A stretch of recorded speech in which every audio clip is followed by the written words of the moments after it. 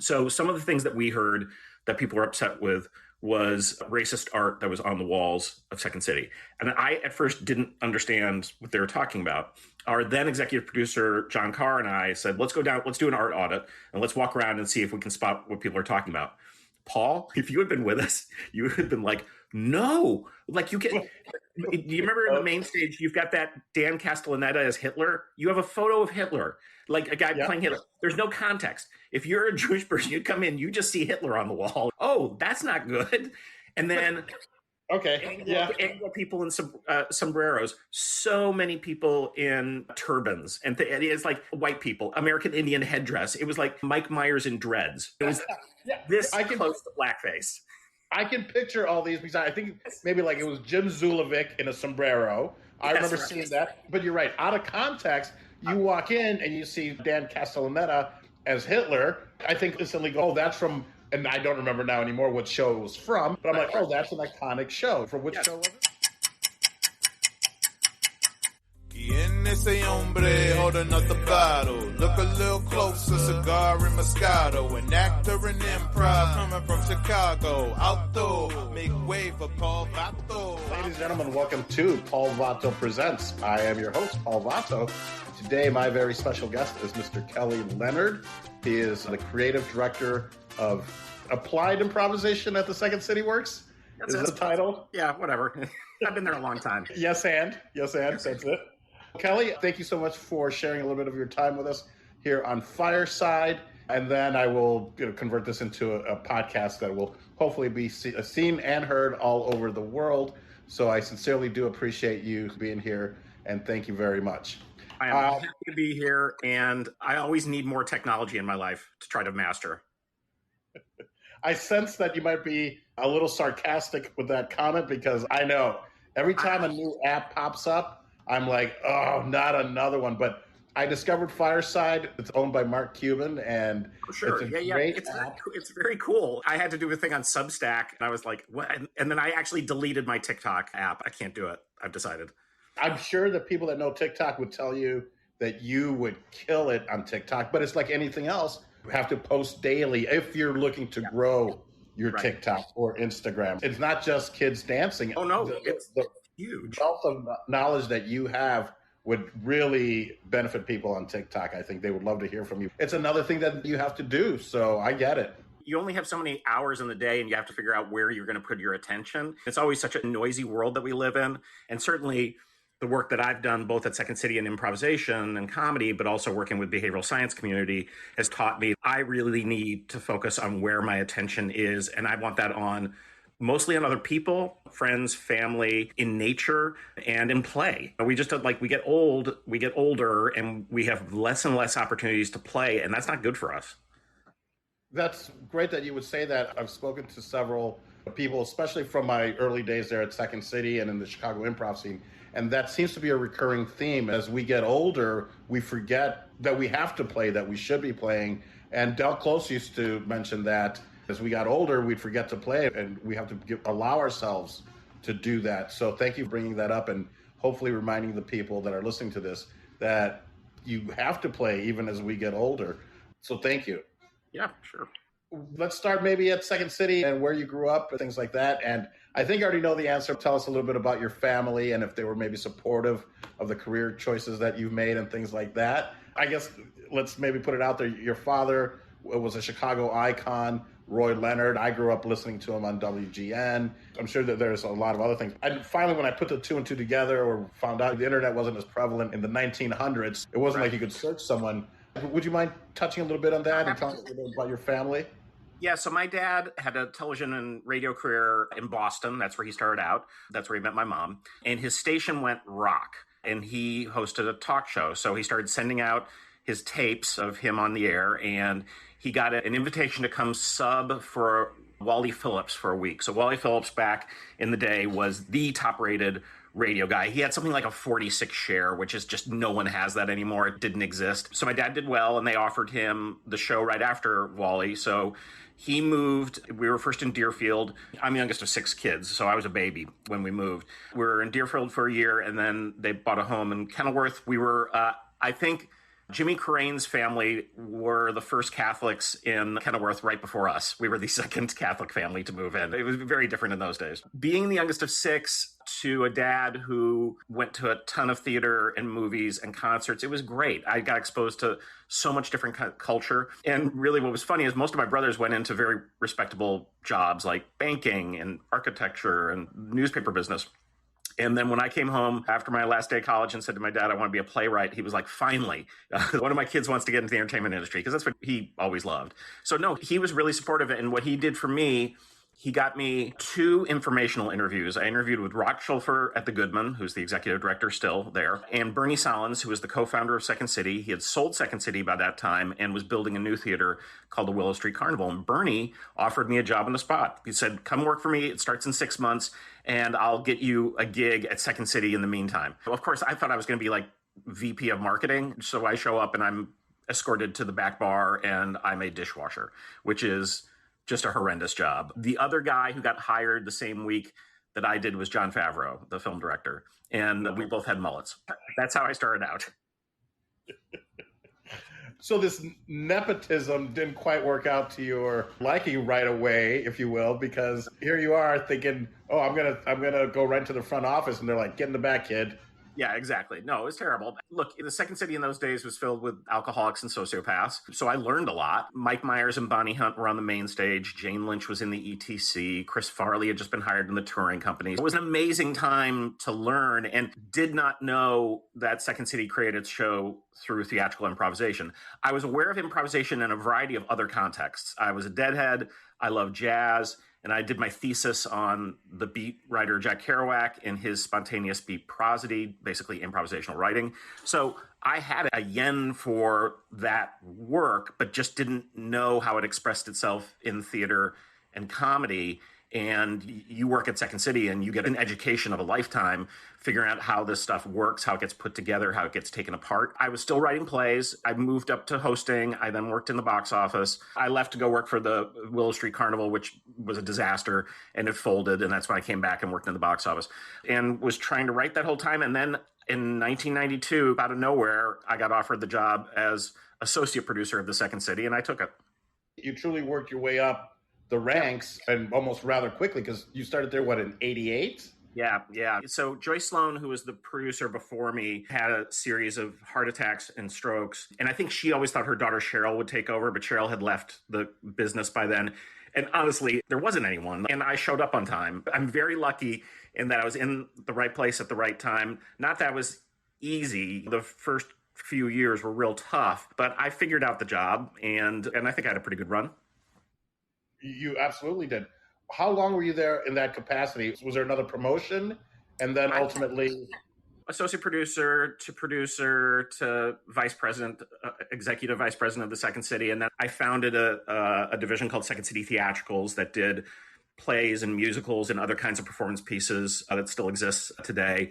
And I did all of that basically from 92 to 2015 when I co-wrote the book Yes And with Tom Yorton, who runs our corporate division. And then I stepped down. I didn't really know what I was going to do. I just knew I didn't want to keep doing the thing I was doing. And I was able to make this pivot inside the organization after about a year and said, I'm really interested in the learning space. I'm interested in academic insights that would support the theories that we have about why improvisation is so important in life, in business, in collaborating, in creativity and innovation. And I started a project called the Second Science Project at the University of Chicago, working with some amazing scientists. And all this then reflected back to what I do now, which is in addition to hosting a podcast for Second City and doing a lot of speaking dates and a lot of writing, and I do a lot of business development. I find interesting partners for us and we create new stuff. And that's just something that I've always enjoyed doing. And I did it for so long on stage. Now I do it off stage. I love the way that you've brought together the world of this education, but a scientific approach to improv. Is this only for students at the University of Chicago, or is there a course, or is there something that you're developing? We did the Second Science Project for 4 years, and what we developed was a series of orientation programs for University of Chicago, undergrad, grad, and the law school uses them now. We created executive education programs, so we take this out into the corporate world. I think we're about to start it back up with UCLA. My partner, Heather Caruso, who used to be at University of Chicago, is at UCLA. We're talking about and restarting it. It's many domains, right? We can bring it into the classroom and the training center. We can take it to our corporate learning spaces. And the thing I love about it is, in addition to these programs, we're doing studies. We have a study, I think it's coming out next year, the concept of yes and when we teach this exercise, there's already tons of literature and evidence in academia to support why it makes sense. Chiefly in behavioral economics, we know that people's default setting is to do nothing or say no. And yes and is like a nudge to do the other. And it's a stepping stone in creativity. The scientists we work with ask the question, what's the prompt for when you don't want to yes and someone, when you're fundamentally in disagreement, but you need to stay inside the conversation? We discovered together that the prompt is thank you because. So if someone disagrees with you, thanking them for their opinion means that you're not setting off the fear part of the brain or the defensive part of the brain. And the because is you find some point of agreement, no matter how small. It's usually foundational or purpose-driven, things like that. And then if you both do that, you have such a better opportunity to get to a place of some form of agreement or understanding. And this is such a powerful technique. We did it with thousands of people. That's why the paper's taking so long to come out. But the world we live in right now, like, no one wants to work together. It's never been this bad, like in my experience. And if we could just enter rooms with curiosity instead of blame, if we could enter rooms with a thank you because orientation, I think we have a shot at doing this. The reverse is anarchy. And this is not to say we need to let oppressive systems or individuals get away with it. We don't. But I think most people want the same stuff. They don't want to be harmed. They want people to be nice to each other. They want to live in comfort, all these things. Dan Gilbert is a professor at Harvard who's quite brilliant. And he says that we share so much more as human beings than we don't, that if an alien came down and met one human being, they'd understand 90% of humanity. So we should be able to do this and not be at each other's throats. Wow, that's some powerful stuff. It's the first time I'm hearing of thank you because. And you're right, it automatically disarms you a little bit. Now I'm not going to go into that defensive of just arguing and not listening and not being in the moment. That's some brilliant stuff. Where can people read about this somewhere, or where can we follow along in this journey? Or you're also available, I would imagine, to speak gigs. And where can people find you, Kelly? What's the best place? They can find me on LinkedIn and Twitter are probably the two places. My podcast drops every Tuesday. We talk with a variety of scientists, academics, creative people, business leaders about these kinds of ideas. I write about them on places like LinkedIn and Twitter. My Twitter handle is KL Second City. Just look up my name on LinkedIn. I'd love people to connect. The Second City gets hired. The Second City Works, which is the B2B arm of the Second City. We do hundreds, like anywhere from 500 to 600 learning engagements all over the world every year. We did the pivot like everyone else did to virtual. We are back live. I'm getting booked like crazy now in live spaces. I think people are realizing what they missed. It was amazing that we could do this. It was amazing that we could make that pivot. There's a lot of stuff about it that's terrific, but there's nothing that beats human beings in a room together. That's 100%. I'm in Vegas right now, and everything is coming back. We have a big cigar convention. I'm in the cigar world as well. Yep. There's a big cigar convention going on right now, and it's so great to see everyone back and in person. And we still have to be careful, I think, but it's so refreshing. I'm glad that we were able to survive and do it through the virtual world. But you're right, we're coming back and hopefully 100%. So that's wonderful. Thank you for sharing that. Greetings, my Vatos Locos, and welcome to another episode of Paul Vato Presents. I want to sincerely thank you for tuning in. People have been asking what they can do to help support our program. And well, the easiest way is to just head on over to Apple Podcasts and give us a like, give us a follow, maybe leave us a review. Also, maybe head on over to Spotify and do the same thing. We're on all the podcasting platforms, so give us a like, give us a follow, share it with your friends. You can also head on over to paulvato.com, and from there you can follow us across all social media. There's also a link to our Patreon. So for $3, less than a cup of coffee a month, you can help support our program, and it would be really appreciated. So thank you for your time. And now back to Paul Vato Presents with our very special guest. Thank you.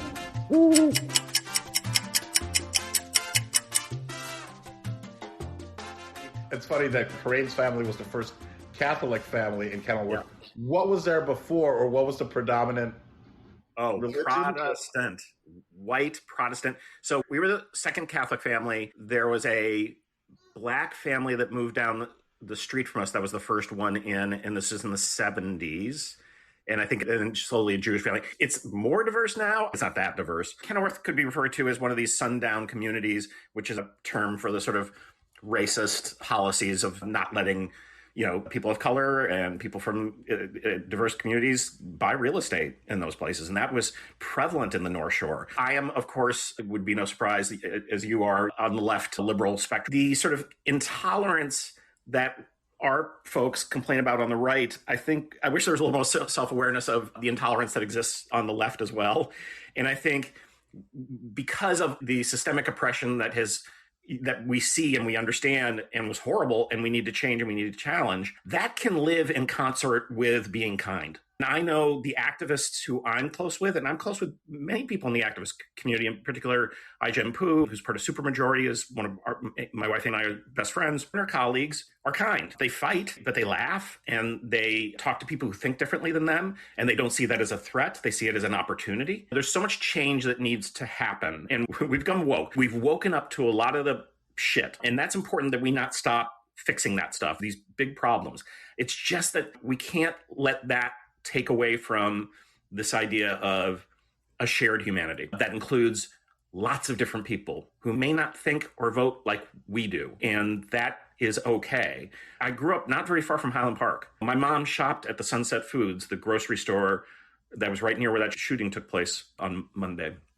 And these events just don't stop happening. I think there's a reason, and I think there's a kind of toxicity and poison in our culture. And I think a lot of that has to do with us not respecting difference. That is so true. And speaking of race and maybe integration, how has the second city evolved in that? I can only speak from my experience. I feel like I never experienced it because it wasn't like Second City was saying no Latinos. There were no Latinos doing improv, really. There were just a handful of us, and that's why we put together Salsation, which then became Barrio Speedwagon in LA.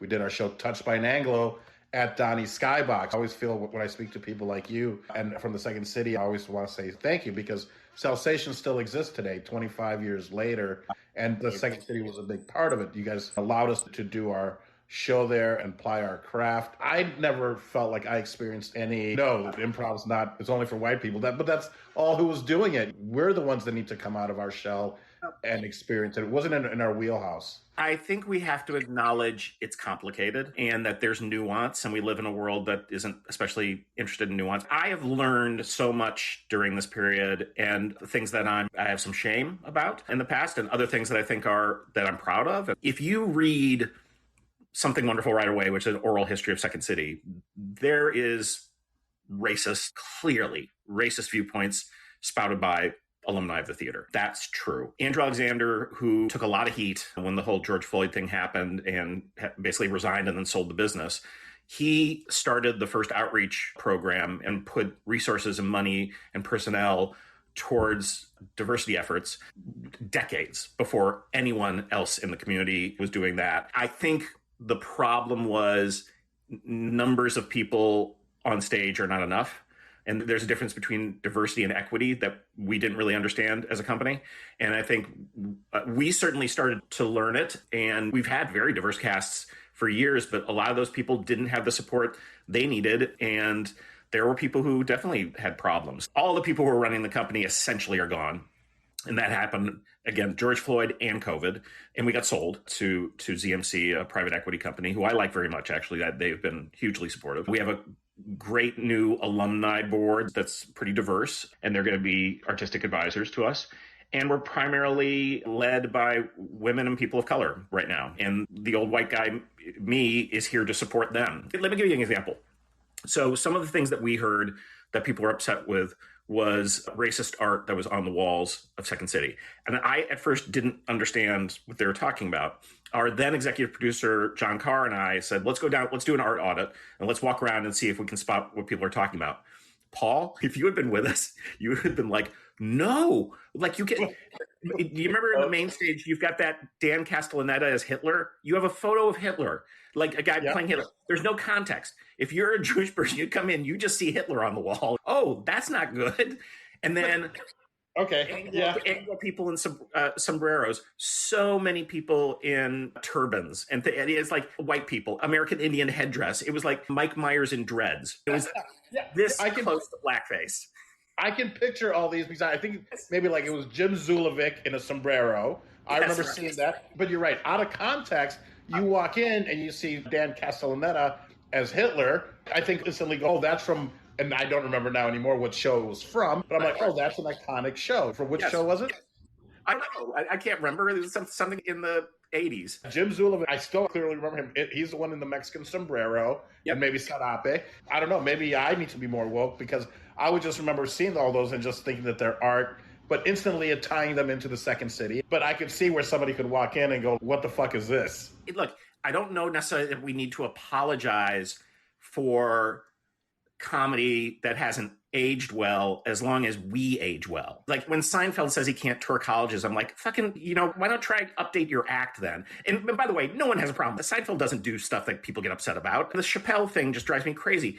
Chappelle is so talented. Like, really, you want to go after trans folks? You think that they're the population that we need to be punching at? Like the suicide rate isn't enough to say to you, maybe find a different target? It doesn't even make any sense to me. You don't have to lose edge. It doesn't mean losing edge. My friend Dolly Chugg, who's a social scientist, says if we could think about diversity, inclusion, and equity like we do our tech, we know our iPhone needs to be updated every few months. So does our language and our ideas. It's just updating. It's not surrendering. That is such a great analogy. It makes perfect sense. But there are people out there that are like, oh, no one will ever get me to change. You're like, how can you not evolve? Why are you proud of that? We want to be lifelong learners. Like, you really think you figured it all out? Here's one thing. I'm 55 years old, had a great career, happy marriage, kids, all that stuff, success by anyone's regard. I know nothing. What I have learned is that I know so little that the opportunity for me to learn more, to improve, to make new friends, all that stuff, it increases by the thousands if I express myself with humility when I walk into a room, when I enter a conversation. I learn so much more. I never want to be the smartest person in the room. If I'm that, I'm not learning, and it's a drag. You can learn from anyone. People have amazing stories, and if you give them an opportunity to make space for those stories, your life will be better. 100%. That was one of the things that I always try to incorporate. That's one of the things I learned from Del Close again, which was everyone has a story to tell. Because I remember we did our show that he directed, which was an unauthorized autobiography. That was one of the things was everyone has a story to tell. And Kelly, I try to do exactly what you're doing. I feel like you can learn from everyone, whether it was growing up in Chicago or then being in LA and then now in Las Vegas where you meet a cast of characters is the range from the homeless person to the executive casino owner, billionaire. And I try to learn what I can from everybody and be open to that. So thank you for sharing that. What happened to the artwork then that you audited? Took it down and replaced it with less racist artwork. We took it down and it didn't need to be there. And again, I can't stress enough how creating a space of inclusion does not mean you're betraying the most important things about your work, because the most important things are everything you learn there in the improv field in terms of making your partner look good. We still dare to offend. We're going to cross the line, and that's fine as long as we know how to find our way back, because the line changes. This is the other thing. In our contemporary world that doesn't like nuance, it also doesn't like context. The minute context and nuance, like, they shift all the time. My wife is finishing up her second book. It's on comedy theory. And she talks about the elements of comedy, which include pain and distance and recognition. When you're making comedy, it's like a mixing board. Sometimes you're dialing up the pain. Sometimes you're dialing it down. After the events of Highland Park, do you really want to make a bunch of mass shooting jokes? Probably not that day. Maybe not in a week, 3 months, 4, maybe. And then it's going to be harder to do it in Chicago because of our proximity, our distance to Highland Park. Whereas in Vegas, that might not be a problem, though you've had mass shootings there. All those elements are at play, and you've got to constantly be aware, because there's no 5-step, 7-step to anything. Anyone who's trying to sell you a book that's all you need is ripping you off. The great thing about improvisation is that it's not a 7-step view of the world. It's giving you tools and suggested practices for engaging other human beings. And if you're constantly sort of paying attention to that, like being fiercely in the moment, as I said, making your partner look good, all those things, when to add something else to the mix or take something away. And that's why I think in many ways, so many people who go through the Second City system have been so successful is not just because they learn that stuff on stage, they learn it off stage. It makes them better business people. It really does, 100% does. That's something that I wanted to create, which is this improv for executives and corporate people and business people. It was instrumental because my first love is entrepreneurship. I don't think we called it that back then, but I don't know if you know this, but when I was at the Second City and studying improv, I started at Improv Olympic first, rest in peace. I interviewed Brandy Stillwell, and every time she says the IO or Improv Olympic, she always follows it up with rest in peace. She's got a great book out too. She's wonderful. I owned a gourmet ice cream and coffee shop in the suburbs in Geneva, Illinois. It was Oberweis. It was an Oberweis dairy of Geneva. So that's why my journey to improv started a little bit later. I wanted to learn how to do stand-up, and I wound up at the Improv Olympic trying to learn how to do stand-up. And Sharon was like, we don't teach stand-up, we teach improv. I'm like, I already paid you, so. And then I fell in love with the art form. And then, of course, right after that, discovered Second City. This would have been in like 97. And a year later, after I think getting kicked off of the team at IO because I wasn't studying again, but I'd already studied with Dell a couple times, I then had the idea of Salsation. And we're like, well, why doesn't Second City have, they've got red co, green co, blue co, why not brown co type of a thing? So we're like, let's just do it ourselves. I feel like all these things that I learned at Second City definitely applied to the business person then that I continued to be. And when I sold everything and moved to LA and just sold cigars to support my acting habit, the power of Yes And is just so powerful. And now that you've taken this whole scientific approach to it too, that really fascinates me, Kelly. That is such amazing work that you're doing. So there's a new project that we're involved in, which touches on everything you're talking about. So I had interviewed Sunil Gupta for the podcast. Sunil is an entrepreneur. The Rise app was his brother is Sanjay Gupta. This book he wrote called Backable was amazing. And I actually gave it to my wife to read, and she loved it. Sunil calls me, this is like a few months after we did the podcast, and said he had been contacted by Northwestern, where he is an alum, the Farley School for Entrepreneurship and Innovation, and they wanted him to do a class on Backable. And he's like, I don't think I can do it alone. Would you want to collaborate? My wife is a tenured professor of comedy and improvisation and a Northwestern grad. So I put those two together, and she just finished the class, and it got amazing response because we were bringing Sunil's ideas about entrepreneurship and improv practices to these kids who are maybe going to be engineers and some want to do startups. Literally, we have a call today, and I was looking at all the feedback from the kids, and they keep talking about how the status exercises, the storytelling exercise, the idea of yes and as a way to get more ideas. This stuff resonated in a way that they were saying they've not experienced in any of their other classes. It was such a great experience to realize, oh no, great practice for being a startup entrepreneur would be putting on a show, because you have to do everything. Yes. You got to get the people. You got to market the thing. You got to name the thing. You got to do the thing. You got to figure out how the money happens. It's, oh my God, that is classic preparation for startup culture. If you can put up a show, and some are very successful, some are not, you could definitely create a startup, because that's exactly right. How do you get your audience? How do you market it to them? How do you get them in the door? How do you get them to come back? How do you get that? Yeah, all of it. It's hilarious. It's like it touches on every fundamental act of beginning a new business. That's it. And I've started a few, but I've also taken over a few, but I also feel like it's a fresh start. If there's anything that you ever need from me, or if I can get involved in any way, I love this whole thing. And that's maybe why, or maybe it's just an excuse why I haven't put anything together, because I feel like there's got to be somebody that's way better at this already doing it. But if I could be involved in any way, I would love to. I'm a brand ambassador for a brand called Owl, 2 W's and 2 L's. It's an app. I may have already sent you the information. I can't remember. We're looking for experts that can answer these questions. And with the kids that you talked about that are the kids, the college kids that are in the programs, we've had a lot that call us. It's part of their curriculum now to use the Owl app to call us entrepreneurs, or in the different fields, different experts, to ask them questions. They've integrated it into their curriculum. If you don't mind, I'll send you that information, and you can use Vato, all capitals, to sign up, and you'll get $10 to use on the app. and then you can make calls too, because you're an expert at what you do, but maybe not everything. There's the curse of knowledge is a term that gets used, which is one of the problems that you have when you have a domain expertise is you tend to see every nail with your hammer and not realize that you might need a screwdriver. I get asked to sit on a lot of panels and a lot of these sort of innovation conferences, and they're like, what do you think is the number one stumbling block to innovation? And I always say success.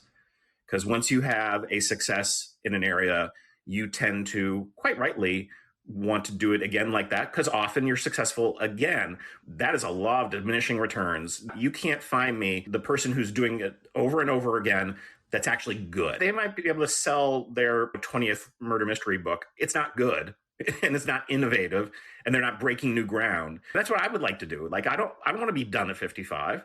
I want to be making discoveries. I want to have excitement and intrigue and all the stuff that everyone else gets to do when you're a young person. If you want to be a lifelong learner, you really do have to exhibit these sort of improv practices every single day, because meaning is made in moments, right? I think we tend to think about meaning and purpose as these huge, lofty things, because of course they're very important, but they are applied in how you treat the next person you talk to. I guarantee you, if you're in a bad mood, do something nice for someone. There's science behind that. There is plenty of science behind why we're wired to be connected to each other and to do nice things for each other. I never understood that growing up, which was like, how can giving feel better than getting? But you're right. You give when you gift. How can I help you? How can I be of service to you type of a thing? It really does make you feel better. I'll actually say we don't know each other super well. We've known each other, though, a long time. And I think that's an orientation you've always had. You always seem like you're someone who's trying to bump up other people and serve in that way. And I think that's just a good thing. And if we all do that, guess what? Life's so much better. It's so much better. Then you don't have things like wars. Yes. At the beginning of 2022, I said to myself, this is the year of collaboration.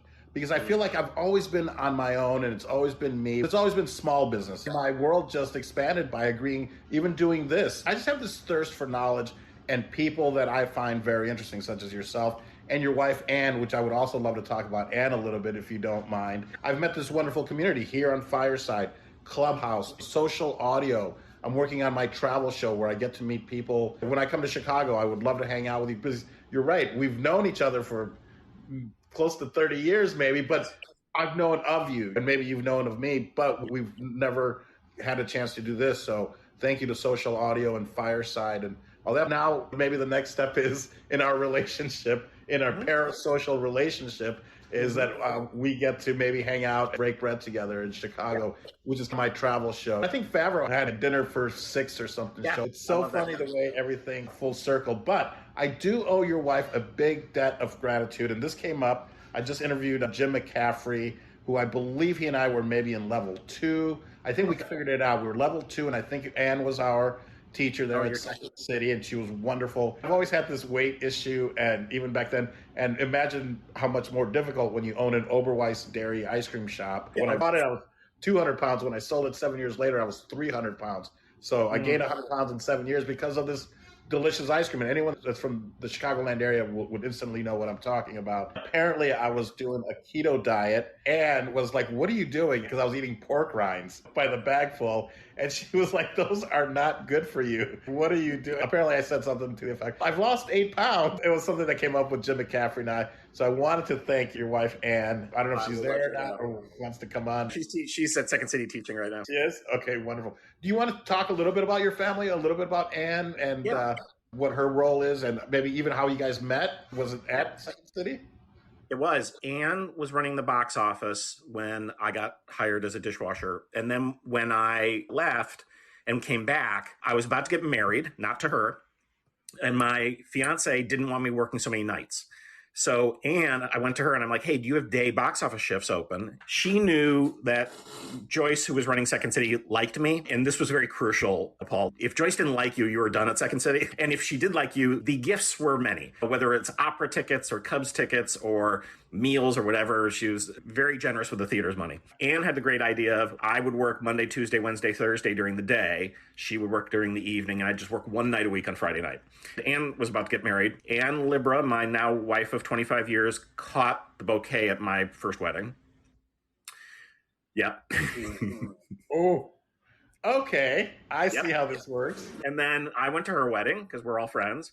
And then both of our marriages fell apart about a year and a half later. And we started dating and very quickly realized that we had found the right one. I literally asked her to marry me at Stephen Colbert's rehearsal dinner on the dance floor. She said yes. Wow. Yeah. What a great story. What a great romantic story. Maybe this is a hard question. So, did you almost instantly regret getting married? And did she maybe feel the same? First time, yeah. So, the way I describe it is when I met and fell in love with Anne, it was like very similar to when I first got glasses and I realized, oh, there's definition on trees. It just changed everything. It's like, I just wasn't seeing. I didn't know that you could be in a relationship with someone that you love that wasn't acrimonious. It wasn't my experience up until then. And I don't know if that's because I found the right person or who knows how these things work. I think we're highly compatible, both intellectually and all the other ways. We have wonderful children. Our son, Nick, is 24. He wants to be an actor, but he's doing tech recruiting and he's very successful in that. We lost our daughter, Nora, when she was 17 to cancer. That was 3 years ago. And as horrible as that is and as difficult as that has been in our life, we have weathered it as well as you can as a family. And we always stuck together and we had each other's backs, her too. And we tried to make that year when she was sick as full of joy as we possibly could. It was interesting. Anne was in class the other day and she has a student and she's, God, I recognize that last name. And it turns out it's the son of Nora's oncologist, who we loved. And it didn't happen by accident, right? And it was something that Jen, who knows us well, and recommended to Anne in the class. And this kid's terrific, too. He's really good. So it's like one of the things about going through that level of tragedy, there's a scientific concept called post-traumatic growth. And the idea there is you can respond one of two ways, basically, when this stuff happens. You fall apart, you drink, you divorce, and that's very common. Or you try to do what we do, which is you can't hide from the reality, but you try to incorporate it, make her memory be something that you cherish, and live your life as well as you can live it. And that's the thing we're trying to do. It takes work. Therapy's good. Exercise has been huge. I was so out of shape, like when this went down in the year she was sick. And one of the promises I made myself was I'm going to get up at 5 a.m. every single morning during the week and work out. And I did that, and I lost weight, and I gained muscle, and I feel better about myself. It's not just that. We were talking about this before. It's just living life with all the tools, because shit's going to happen. Really bad shit's going to happen. And this, the other thing, the year that she was ill, I kept a Caringbridge journal, and I was very open about everything. And the year after she died, I shared a lot of my grief journey, and had no idea up until then how many other people were dealing with tragedies, because we don't tend to share those. And I think we do that at our peril. I think when we are open and vulnerable and we share these things, it creates more meaning for us and meaning for others. It really does. And it really hit hard, Kelly. Thank you for sharing that and being so open and sharing. I remember when you guys were going through that, and it was just, I was like, it's unfathomable to me. I don't even know what to do or say, or if there's anything that somebody can do or say. I don't even remember if I reached out, and because it's just, I can't even relate to this. I think the key is just be prepared to show up. If you're prepared to show up, some people might want to talk, they might not want that. But if you make yourself known that you're there if they need them, and so many people did that for us. We had a thriving community that was rooting her on and that she felt. We had friends who pulled so many favors to get, like Hillary Clinton tweeted at her. Oprah Winfrey sent her a whole giant package of swag. The cast of Friends made videos, and Grey's Anatomy, because that's what she was watching. And we're lucky because we're friends with Tina Fey and Stephen Colbert and Steve Carell and all these mega celebrities. It wasn't just that. It was also like school kids from across the world. But that only happens if you choose to live openly. It's like a muscular kindness. It's hard. It's tough. This stuff's not easy, because if you're really going to be open, you're going to get hurt again. But again, the opposite is being walled off, and I don't think that's good. No, not at all. So thank you to you and Anne and your family teaching us, I think, how to live, and maybe somebody will get something from that. I remember that there was a hashtag. What was the hashtag? And then maybe you also formed some kind of a charity in her name, or is there... It was hashtag Team Nora. Still use it on occasion. What happened was both my kids went to Chicago Waldorf School, and they had moved into this new location and had this beat up side yard. And the school approached us and said, look, we're going to turn this into a park and we want to name it after Nora. You can go to the Waldorf School at Ashland and Foster in Chicago. And Nora's Sun and Moon Garden is this amazing space with all these sort of hidden Easter eggs with her name on it, and wood and steel sculptures and things to climb on. And people donated so much money to this thing. They raised millions of dollars in Nora's name. It's funny. It's literally on the drive where I go to therapy every Thursday. So there's something both sad and lovely about being able to look over there and know her memory is alive with all these children who are doing what Waldorf calls risky play. Risky, sure, because if you're climbing or jumping, or if you're outdoors, I guess that's maybe considered risky play.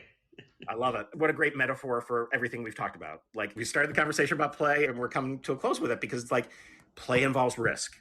And in an improv, you learn to take risks and you learn that you're going to fail and you get back up. That's what you do. I believe it was, and please correct me if I'm wrong, but that there is no innovation in success. We need failure in order to grow, and we need to fall down and get back up and do it a different way. And that's exactly the way business is. You're like, well, that didn't work. Let's try it this way. And you're right. After a while, you rest on your laurels and you're like, all right, I got this. And it's easier and it's done, but then you're not growing. You're not bringing it to that next level. Yep.